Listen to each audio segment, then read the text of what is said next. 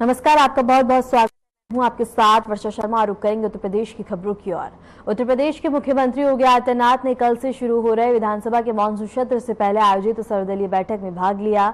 इस बैठक में सभी राजनीतिक दलों के प्रतिनिधि शामिल हुए, जो आगामी सत्र की कार्यवाही और प्रमुख एजेंडों पर चर्चा की गई। मुख्यमंत्री योगी आदित्यनाथ ने सदन में सुचारू संचालन और विकास कार्यों को प्राथमिकता देने पर जोर दिया और इस बैठक का उद्देश्य विधानसभा सत्र को सफल और इसके साथ ही परिणाम मुखी बनाना है।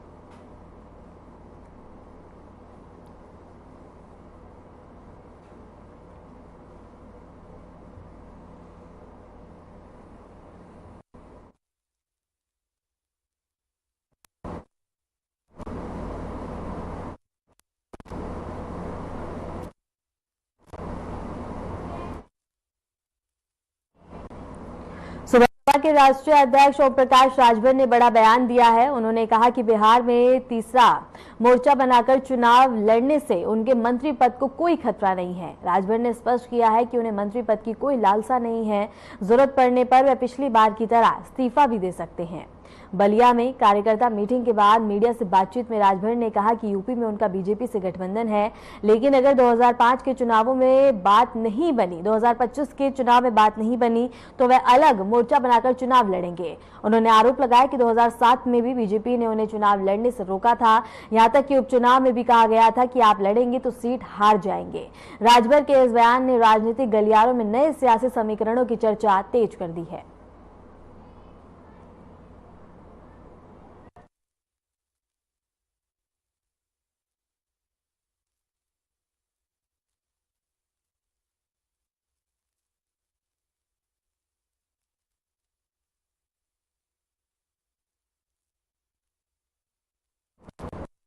बलिया से एक खबर है, जहां सुबह सपा के राष्ट्रीय अध्यक्ष का बड़ा बयान सामने आया, जहां उन्होंने कहा कि चुनाव लड़ेंगे और इसके साथ ही बता दें कि उन्होंने अलग चुनाव लड़ने का पहले ही ऐलान कर दिया था।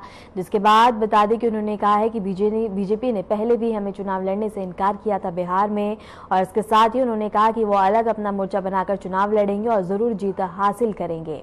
बलिया से एक खबर है, जहां बता दें कि बयान देते उन्होंने कहा कि जरूरत पड़ी तो हम पिछली बार की तरह इस बार भी इस्तीफा दे देंगे।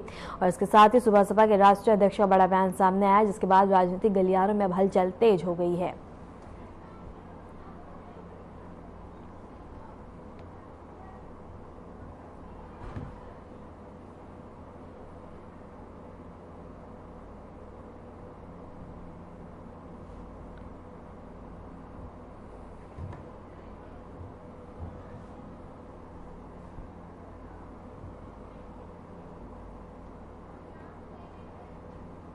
लखनऊ से इस वक्त की बड़ी खबर है, जहां शाम 4 बजे सपा विधानमंडल दल की बैठक और इसके साथ ही अखिलेश यादव सभी विधायकों के साथ बैठक करेंगे। कल से शुरू हो रहा है विधानसभा सत्र और सत्र को घेरने के लिए रणनीति तैयार की गई है। इस वक्त की बड़ी खबर है, जहां खबर लखनऊ से है, जहां शाम 4 बजे सपा विधानमंडल दल की हो रहे विधानसभा सत्र को लेकर रणनीति तैयार करेंगे। बैठक में सरकार को घेरने की रूपरेखा तय की जाएगी। इस वक्त की बड़ी खबर है, जहां बता दें कि बैठक में सरकार के आगे की रणनीति पर चर्चा, विचार विमर्श और इसके साथ ही मानसून सत्र में होने जा रहे हैं। और इसके साथ ही बता दें कि इस वक्त की बड़ी खबर लखनऊ से है, जहां अखिलेश यादव और इसके साथ ही विधानसभा सत्र से पहले सरकार को घेरने के लिए रणनीति तैयार की जाएगी और इसके साथ ही तमाम चर्चा इस बैठक में देखने को मिलेगी। लखनऊ से इस वक्त की बड़ी खबर है, जहां शाम 4 बजे सपा विधानमंडल दल की बैठक का आयोजन होगा। अखिलेश यादव सभी विधायकों के साथ बैठक करेंगे और कल से शुरू हो रहे विधानसभा सत्र को लेकर रणनीति और सरकार को घेरने के लिए तैयार की जाएगी। लखनऊ से सबकी बड़ी खबर है, जहां सपा मुखिया अखिलेश यादव सरकार विपक्ष को और इसके साथ ही बता दें कि शाम 4 बजे सपा विधानमंडल की बैठक का आयोजन होगा, जहां सभी विधायकों के साथ ये बैठक की जाएगी, जहां विचार विमर्श और आगे की रणनीति तय की जाएगी।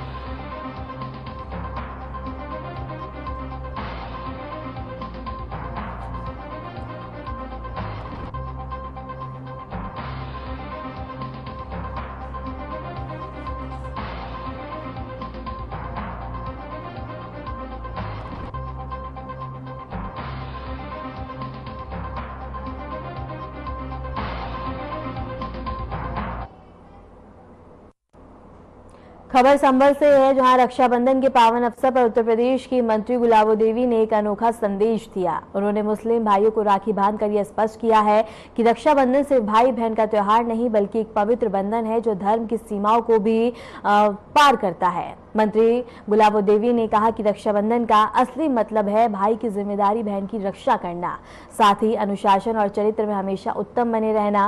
उन्होंने यह भी कहा कि भाई को कभी अपनी बहन की नजरों को नीचा नहीं करने देना चाहिए। चंदौसी में आयोजित इस विशेष कार्यक्रम में बता दें कि 50 मुस्लिम भाइयों ने मंत्री गुलाबो देवी से राखी बंधवाई और गुलाबो देवी ने कहा कि वे अपने मुस्लिम भाइयों से न केवल सामाजिक बल्कि व्यक्तिगत जीवन और विवाह, शादी और राजनीति में भी भाई बहन जैसा रिश्ता निभाती हैं। उनके विश्वास पर कभी पानी नहीं फेरा और इस मौके पर मंत्री ने सभी को एकजुटता और भाईचारे का संदेश दिया जो आज के समय में बेहद आवश्यक है।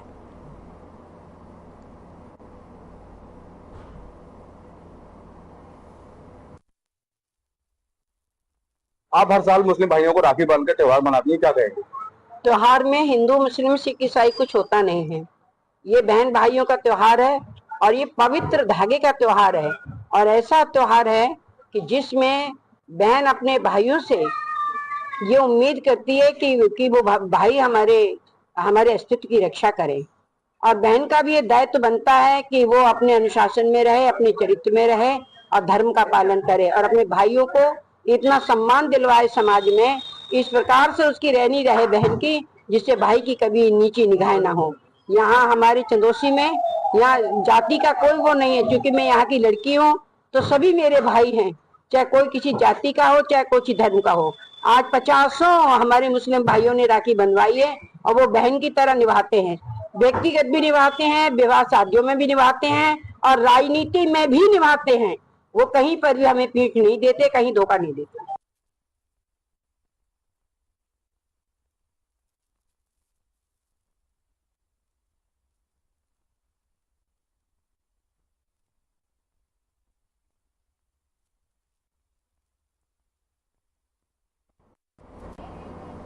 जल शक्ति मंत्री स्वतंत्र देव सिंह ने गोंडा के तरबजगंज तहसील में बाढ़ पीड़ितों से मुलाकात की। उन्होंने राहत किट वितरित की और बाढ़ प्रभावित इलाकों का निरीक्षण किया।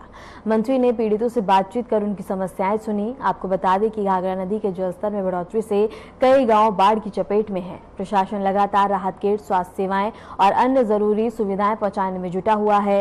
मंत्री ने जिलाधिकारी प्रियंका निरंजन से बाढ़ की स्थिति की जानकारी भी ली। इस दौरान क्षेत्रीय विधायक प्रेम नारायण पांडे, ब्लॉक प्रमुख राजेंद्र प्रताप सिंह और एसपी विनोद जायसवाल समेत अन्य अधिकारी भी मौके पर मौजूद रहे।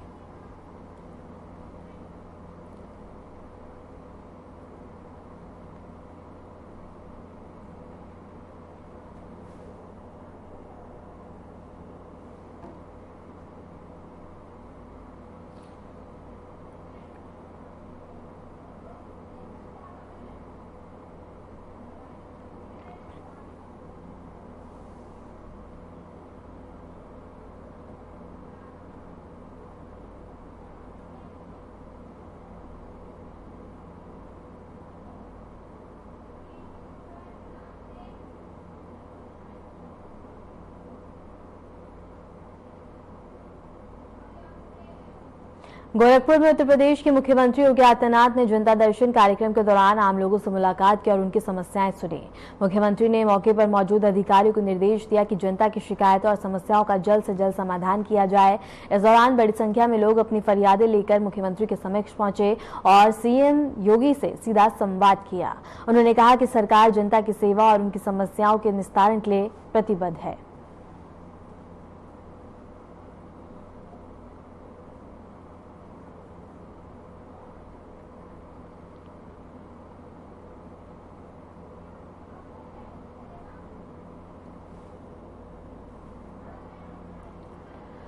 गोरखपुर से एक खबर है, जहां बता दें कि जनता दर्शन का आयोजन किया गया, जहां सीएम योगी आदित्यनाथ से फरियादी लेकर पहुंचे और इसके साथ ही बता दें कि फरियादियों ने अपनी समस्याओं को सीएम के सामने रखा और सीएम से सीधा संवाद किया। इसके साथ ही मुख्यमंत्री योगी आदित्यनाथ ने मौके पर ही समस्याओं के निस्तारण के अधिकारियों को निर्देश दिए और इसके साथ ही आश्वासन दिया और कहा कि सरकार की प्राथमिकता है आप लोगों की सभी समस्याओं को दूर करना।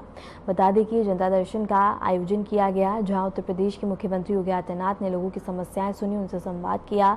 लोग अपनी समस्याओं को लेकर सीएम के समक्ष पहुंचे और सीएम से सीधा संवाद कर अपनी समस्याओं से अवगत करवाया। इसके साथ ही इस दौरान मौके पर मौजूद अधिकारियों को सीएम योगी आदित्यनाथ ने निर्देश दिए कि लोगों की समस्याओं का जल्द से जल्द निस्तारण किया जाए।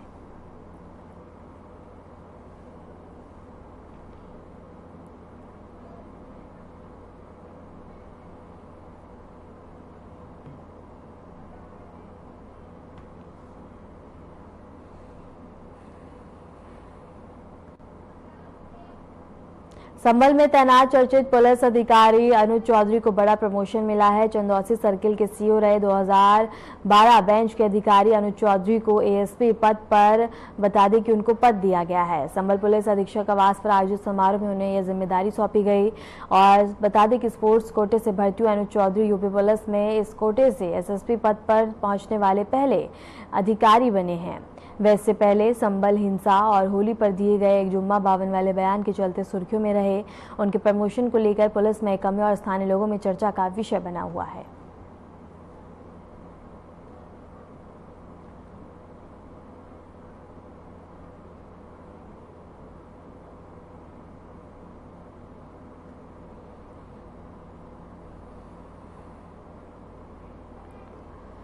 संभल से ये खबर है, जहां सीओ अनुज चौधरी को नया पद मिला है और उनका प्रमोशन किया गया है। संभल के सीओ अनुज चौधरी बने एएसपी और इसके साथ ही पुलिस महकमे में और इसके साथ ही उनके सहयोगी में काफ़ी ज़्यादा हर्षोल्लास देखने को मिल रहा है और इसके साथ ही बता दें कि अब लोगों में ये चर्चा का विषय बना हुआ है।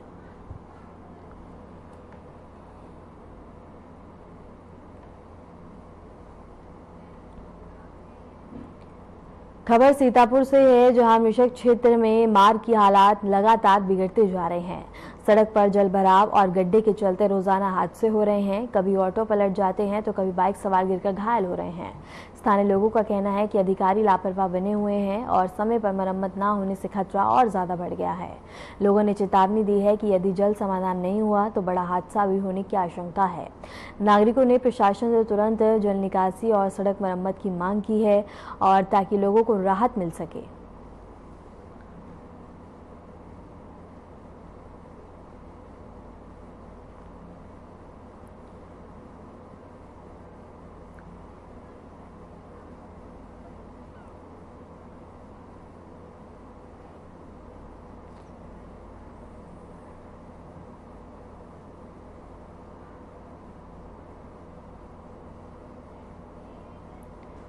खबर उन्नाव से है, जहां जिले के कोतवाली क्षेत्र के रतनपुरवा गांव में एक मामूली कहासुनी ने खूनी संघर्ष का रूप ले लिया। गांव के बाहर खेत के पास हुई इस वारदात में बता दें कि 45 वर्षीय गंगा प्रसाद पर कुल्हाड़ी से हमला कर दिया गया, जिससे उनकी मौके पर ही दर्दनाक मौत हो गई।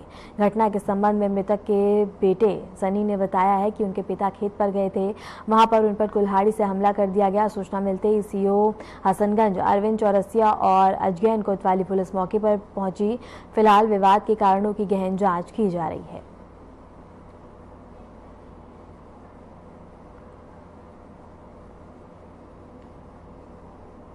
ये हमारे भानोई हैं। कहाँ के रहने वाले? ये रतनपुरवा के रहने वाले हैं। कैसे घटना हुई, कैसे मौत हुई? घटना पे तो हम मौजूद नहीं थे, हमको सुबह खबर मिली तो मैंने वहाँ पे गया तो हमारा भांजा है वो आते थे गाँव, तो उसने कहा कि मामा यहाँ ना हम बिलाक आ रहे हैं। तो हम कहा ठीक है बेटा बिलाक लेके आओ। तो वहाँ पे जब पहुँचे लेके तो इनकी दम टूट गई वहीं पे। तो वहाँ पे जब हम पहुँचे तो कह लगे ख़त्म हो चुके हैं। कैसे क्या हत्या हुई? क्या हत्या हुई है। हमला किया गया? वो सुबह उठते थे, नहा धो के अपने मंदिर में पूजा पाठ करते थे, वहीं पे लोटा बाल्टी सब रखा रहता है, वहीं पे पूजा करते हुए अब उनसे क्या हुआ कैसे हुआ वहीं पे कुल्हाड़ी से वार किया।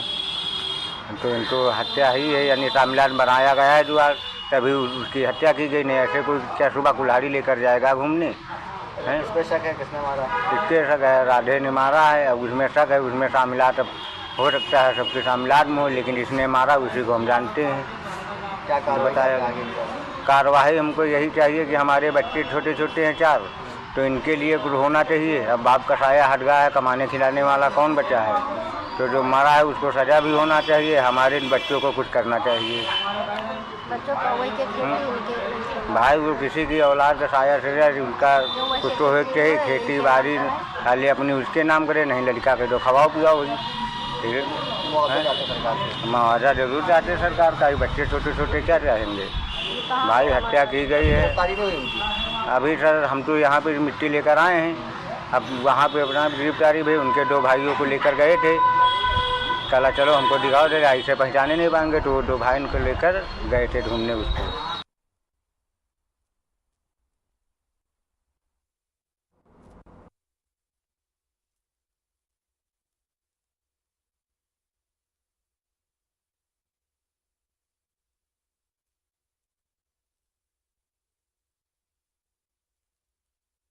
खबर से है जहां वीआईपी रोड पर एक कार सवार शख्स का वीडियो बड़ा वायरल हो रहा है। कार में सवार शख्स युवकों से झगड़े के बार बार युवकों को टक्कर मारता हुआ नजर आ रहा है। इसको देखकर सड़क आसपास के लोगों में अफरा तफरी मच गई। बताया जा रहा है कि इस घटनाक्रम में कुल 6 लोग घायल हो गए हैं और इस मामले की जानकारी पुलिस को दे दी गई है। पुलिस मामले की जाँच में जुटी है और आगे की जाँच की जा रही है।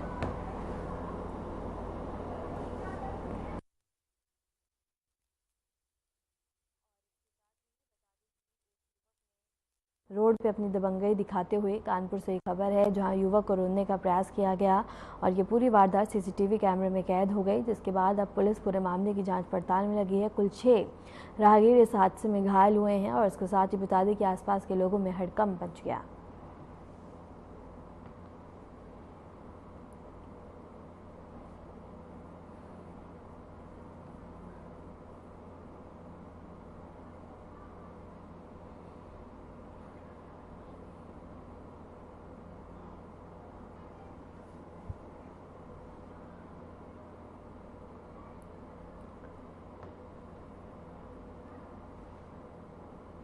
खबर कानपुर से है जहां युवक को रोकने का प्रयास किया गया और इस हादसे में 6 राहगीर घायल हो गए हैं और इसके साथ ही बता दें कि यह पूरी वारदात सीसीटीवी कैमरे में कैद हो गई।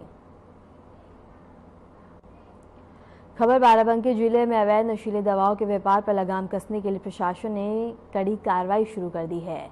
जिला औषधि निरीक्षक के नेतृत्व में स्वास्थ्य विभाग की टीम ने 2 दर्जन से अधिक मेडिकल स्टोरों पर औचक छापेमारी की।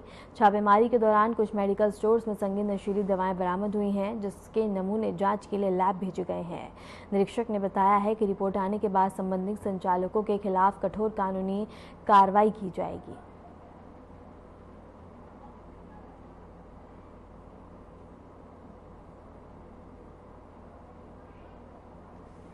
बाराबंकी से एक खबर है जहां संगीन नशीली दवाएं बरामद की गई हैं और इसके साथ ही बता दें कि स्टोरों पे ये औचक निरीक्षण किया गया और जांच रिपोर्ट के बाद ही अब सख्त एक्शन लिया जाएगा और संगीन जहरीली दवाएं बरामद की गई हैं, जिसके बाद बता दें कि संचालकों में हड़कंप मचा हुआ है। इसके साथ ही बता दें कि कई दुकानों पर ये औचक निरीक्षण किया गया जहाँ दवाएँ बरामद कर उनके सैंपल लैब में भेजे गए हैं, जहाँ जाँच होने के बाद ही सख्त एक्शन लिया जाएगा।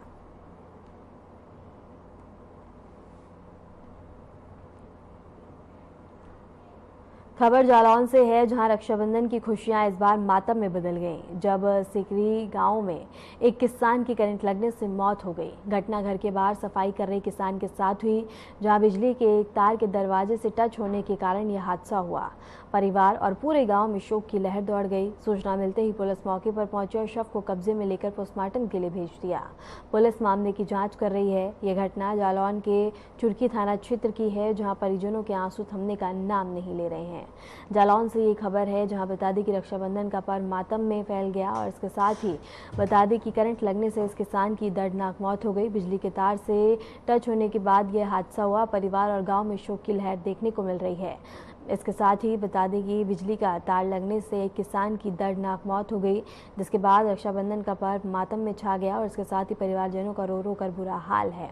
बता दें कि गांव में शोक की लहर देखने को मिल रही है और करंट लगने से यह पूरा हादसा हुआ है, जहां किसान को करंट लग गया और इसके साथ ही किसान की मौके पर ही दर्दनाक मौत हो गई।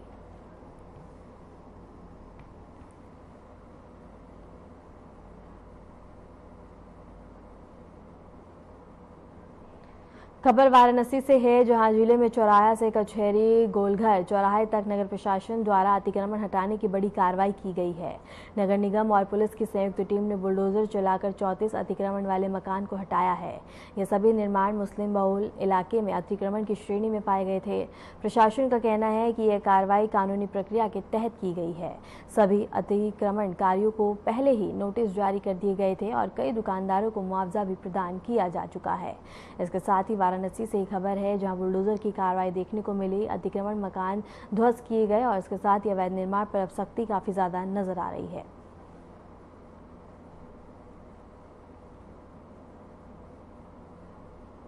खबर देवरिया से है, जहां मदनपुर से राखी बंधवाने के लिए जा रहे एक परिवार पर एक बड़ा हादसा हुआ।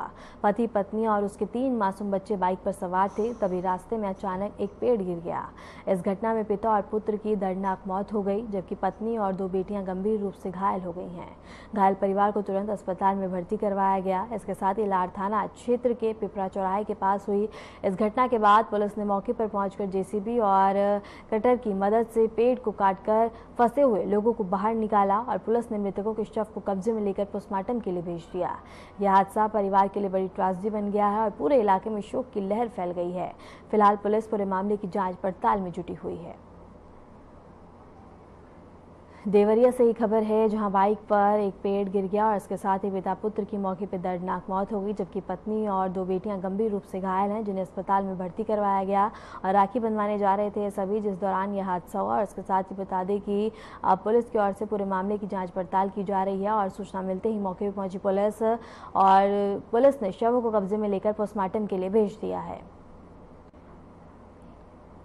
खबर हापुड़ से है, जहां जिले के बाढ़ प्रभावित गांव में प्रशासन की सक्रियता बढ़ गई है। डीएम अभिषेक पांडे ने अपने अधिकारियों के साथ बाढ़ की समस्या से जूझ रहे इलाकों का दौरा किया। पानी से भरे रास्तों को पार करते हुए उन्होंने गांव वाले से सीधा संवाद किया और उनकी परेशानियों को गंभीरता से सुना। डीएम ने भरोसा दिलाया कि प्रशासन हर हाल में उनके साथ खड़ा है, राहत एवं सहायता के लिए हर संभव प्रयास कर रहा है।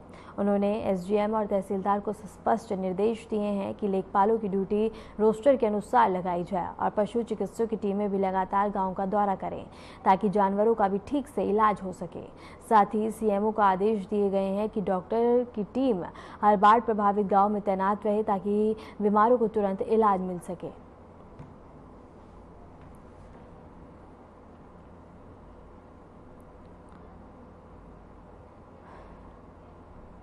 खबर बाराबंकी से है, जहां जिले में बाढ़ से प्रभावित इलाकों में राहत और बचाव कार्यों की गति बढ़ाने के लिए जिलाधिकारी शशांक त्रिपाठी और पुलिस अधीक्षक अर्पित विजयवर्गीय ने नाव के जरिए कई गांव का स्थलीय निरीक्षण किया।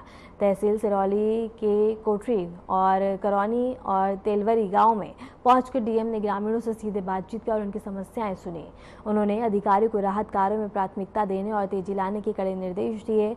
इसके बाद प्रशासनिक टीम बता दें कि तहसील के गुनौली, जलालपुर तराई, डेमा और इसके साथ ही कोयलबार और टिकरी गांव तक पहुंची, जहां घाघरा नदी के तेज बहाव के कारण 5 किलोमीटर का सफर नाव से तय करना पड़ा। डीएम ने मांग पर नाव की संख्या बढ़ाने, भूसा चारा सप्लाई सुनिश्चित करने और मेडिकल टीम तैनात करने के आदेश दिए। उन्होंने फसल क्षति का भी सर्वेक्षण कर शीघ्र मुआवजा देने का निर्देश दिया है।